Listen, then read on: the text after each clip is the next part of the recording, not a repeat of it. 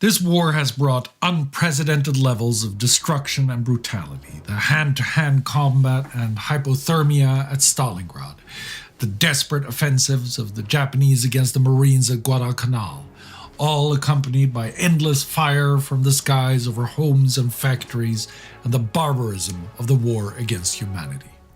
Amid this violence, every man and woman fights an invisible battle in their mind.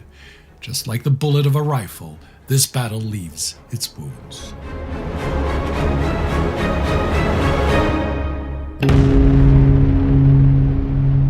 I'm Spartacus Olsson, and this is a World War II in real-time special on what we would call post-traumatic stress disorder, or PTSD. PTSD is a mental and behavioral disorder that develops after exposure to traumatic events. And warfare is almost entirely composed of traumatic events. Witnessing death, coming close to losing one's own life, being a victim of or perpetrator of violence. All of these contribute. Despite commonly held tropes, PTSD, shell shock, war neurosis, all interrelated conditions, are not the result of cowardice. Soldiers cannot simply get a grip and overcome their symptoms.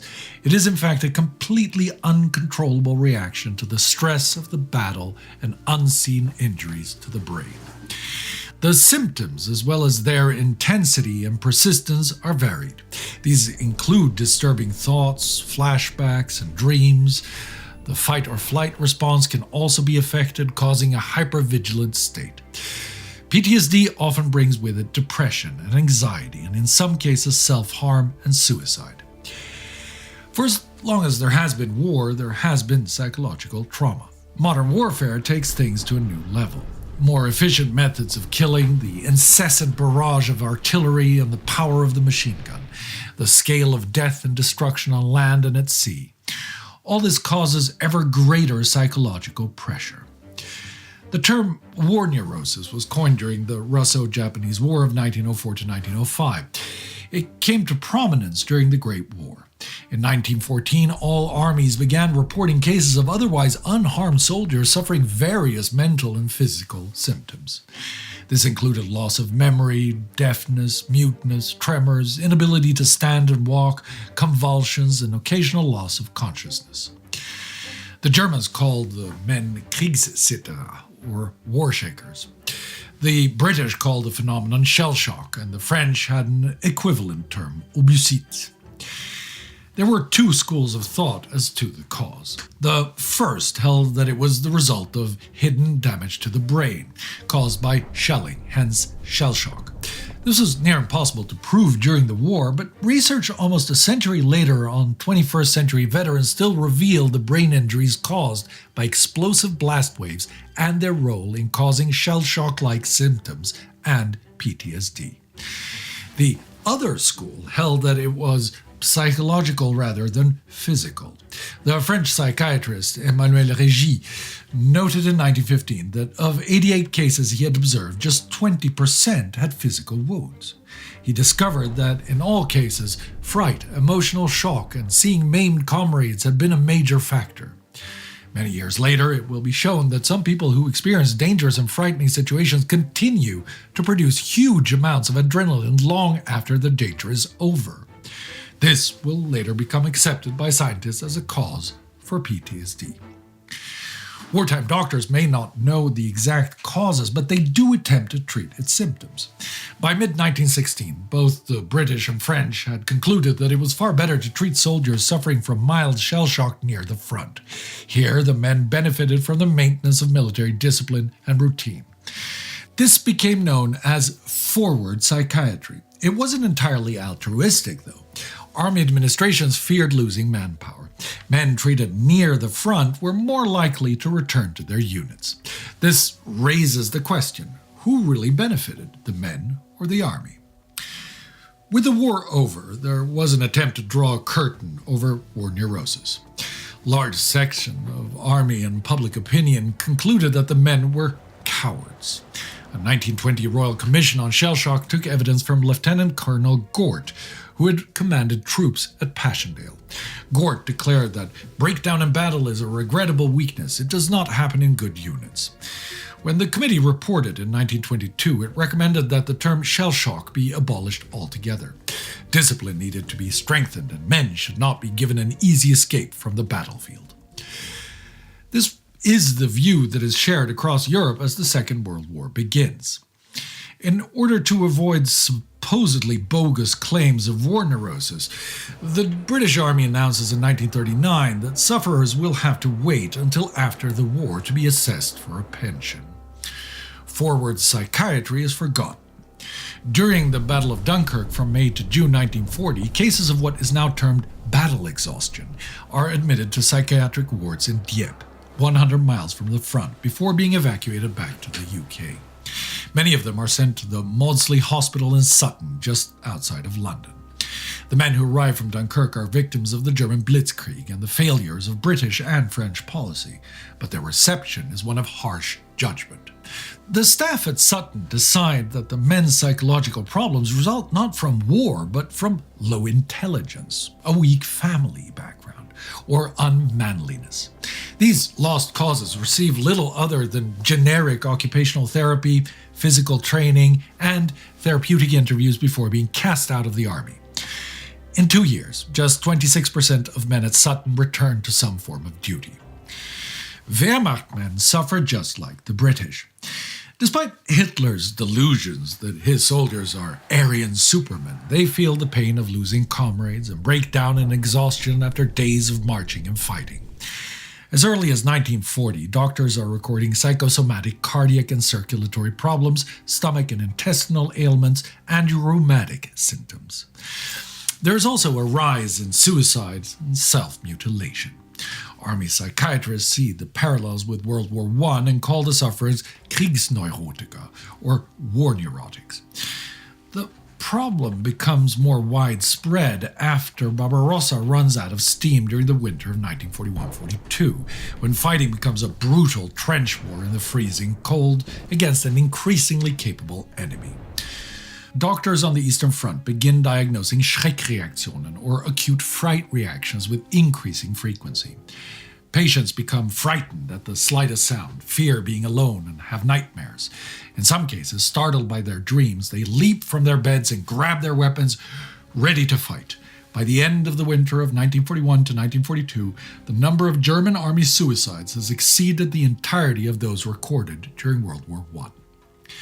By 1944, the Wehrmacht will forbid the diagnosis Kriegsneurose, or Kriegshysterie, in fear of facing an epidemic.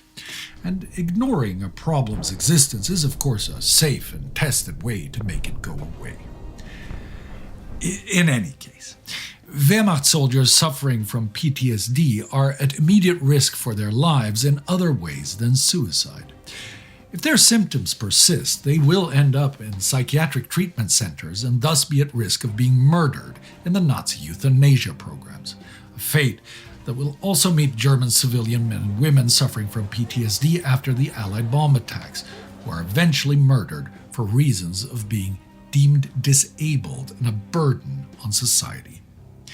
Exactly how many of the several 100,000 victims of the Nazi euthanasia programs are PTSD sufferers is unclear, but the anecdotal data suggests that it is at least in the thousands. PTSD makes no distinction between the victim or perpetrator of violence, something that leaves scars on the minds of the German death squads in the East. I'll turn here to the case of Reservepolizeibataillon 101, a paramilitary formation of the Ordnungspolizei, or ORPO, who commit several mass shootings of Jews in Poland. The first of these is at Josefov on July 13, 1942, and it claims 1,500 victims. As soon as the shooting begins, there are those who become overwhelmed. One of the men will recall during post-war interrogation that his nerves were totally finished after shooting his first victim. His sergeant grants him permission to leave the firing line. The weight of the men's actions truly sets in upon returning to barracks. They eat little, but they drink heavily in the days and weeks afterwards. One of the men recounts, "Comrades drank so much solely because of the many shootings of Jews, for such a life was quite intolerable sober." Their commander, Major Trapp, advises his men not to talk about what they have done. But the memories resurface in nightmares. Some experience Schreckreaktionen. One night, a man awakes, seizes his rifle, and fires into the barracks ceiling. In difference to PTSD victims in the Wehrmacht, the death squads are at lower risk of mistreatment. Service is voluntary, and the SS and order police take care of their murderers. They can request transfer at any time, in a terrifyingly callous twist of sympathy while he has no qualms to order the murder even of infants. Reichsführer SS Heinrich Himmler repeatedly emphasizes his admiration for his men's hard work and sympathy with these, the perpetrators, suffering. When they request to be relieved, it's usually to a position behind the front lines where they have better chances to recuperate. Now, the millions of survivors of crimes against humanity will, of course, suffer mental and physical consequences that go far beyond what we're seeing here. That I will cover in separate videos down the line, as it is a tragedy and health issue on a level to itself. In any case, as the war progresses, in Britain there is some work on treatment of war neurosis. Wilfred Bion and John Rickman begin an experimental form of treatment at Northfield Hospital near Birmingham in autumn 1942. Up until now, treatment at Northfield has largely relied on sedatives. Bion and Rickman believed that patients must take responsibility for their own recovery. To do this, they give the men authority to organize their own affairs. They institute daily exercise and order the men to join at least one activity group. When some of the men ask to form a dancing group, Bion gives them permission to organize lessons themselves. The men must also attend a daily meeting. Gradually, the meetings become more businesslike. The morale of the men improves, and they develop what Bion calls an unmistakable esprit de corps. This is the beginning of group therapy, and it's combined with private discussions with psychiatrists. Of course, it's all geared towards getting men back into the army. Bion hopes that the men will learn to put the needs of the group ahead of their own difficulties. Unfortunately, the army ends the experiment after 6 weeks, and Bion and Rickman are sent away. Conditions in the field are far different from the experiments at Northfield. Lieutenant Colonel Harold Palmer is area psychiatrist in Tripoli in 1943. In treating his patients, he employs psychotherapy and makes use of the drug ether. His goal is to induce a breakdown in which the patient realizes they're failing and abandoning their comrades and resolves to change. He gives an account of such a session. By means of question and answer, the patient is left in some doubt as to whether his present absence from the front line is consistent with his duty as a soldier. He is told that he can be cured and warned that no terms can be made with his responsibility to his comrades. He is then subject to the ether technique. I invariably attempt to induce tears at this point. The patient is then given 48 hours to stew before being handed over to an NCO at the rehabilitation center. The NCO's job is to prevent backsliding, recultivate a soldierly bearing, discipline, self-respect, and pride. Palmer's methods work on paper. They result in a reported 98% of his patients returning to some form of army duty within 2 months. Of course, it's highly unlikely that the underlying issues have been addressed. By mid-1943, the Americans are encountering the same problems as the British. The Americans went into the war believing that psychiatric screening of recruits and conscripts would prevent future problems. This proves to be naive. At Guadalcanal, Marines are fighting the suicidal determination of the Imperial Japanese Army in the harsh conditions of the jungle itself. Conditions barely comprehensible to planners in Washington. As the battle draws to a close, scores of traumatized young Marines come home. In May 1943, Commander Edwin Smith, who leads a naval hospital in South California, describes 500 cases of something called Guadalcanal neurosis. The men are reported to suffer headaches, sensitivity to sharp noises, amnesia, panic, and tremors. Commander Smith says this syndrome has never been seen before. If he'd asked his forefathers in the trenches of France, they could tell him exactly what the young men are suffering from. It won't be until the end of 1943 that the Americans will institute divisional psychiatrists. All this is storing up the massive problems for the future. The Americans will record 1 psychological casualty for every 4 wounded.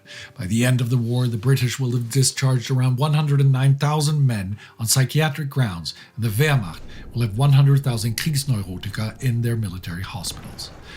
None of these figures include those who don't warrant hospitalization or discharge, or who have not been diagnosed yet. And it's not just the military. Civilians in Britain and Germany endured nightly bombing raids. In Germany, things are only getting worse as the tide of war turns.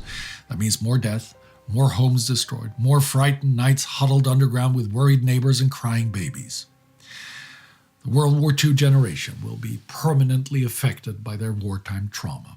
3 years after the war, 26% of German women will report that they still have dreams of the air raids. A study of Alsatian Wehrmacht veterans conducted in 1988 will show that 82% still experience intrusive memories and nightmares. Treatment options will improve by the end of the war, though. The experiments at Northfield Hospital will resume in 1944 and will form the basis for future treatment methods. The development of psychotropic drugs such as antidepressants and anti-anxiety medication in the 1950s will also provide some relief to sufferers.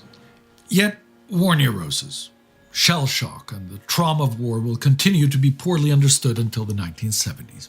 Then, researchers will begin studying the experiences of Holocaust survivors and will be confronted with tens of thousands of traumatized Vietnam veterans. It is only in 1980 that PTSD will be officially described and defined. And even then, the men and women who suffer will find themselves stigmatized. The crazed veteran will become a trope of post-Vietnam era Hollywood. Unsympathetic health systems and a lack of mental health support mean that into the 21st century, military veterans and civilians who have faced war will be at a far higher risk of depression, suicide, and self-harm. From ancient Greece to the trenches of no man's land, to the horrors of the Eastern Front, the Pacific, the bombed cities of World War II, and the inside of the terror industry, psychological horror goes hand in hand with war. When this conflict is over, cities will be rebuilt, wounds will be patched up, the world will want to move on to a brighter future. But the war will live on in all its horrid graphic details inside the minds of the hundreds of millions of human beings touched and changed forever by the ghastly, cold hands of deadly terror. We owe many of them an unrepayable debt of gratitude for turning their trauma into a force to forge a better world. The job they began is far from done, and it is their legacy that we must never forget.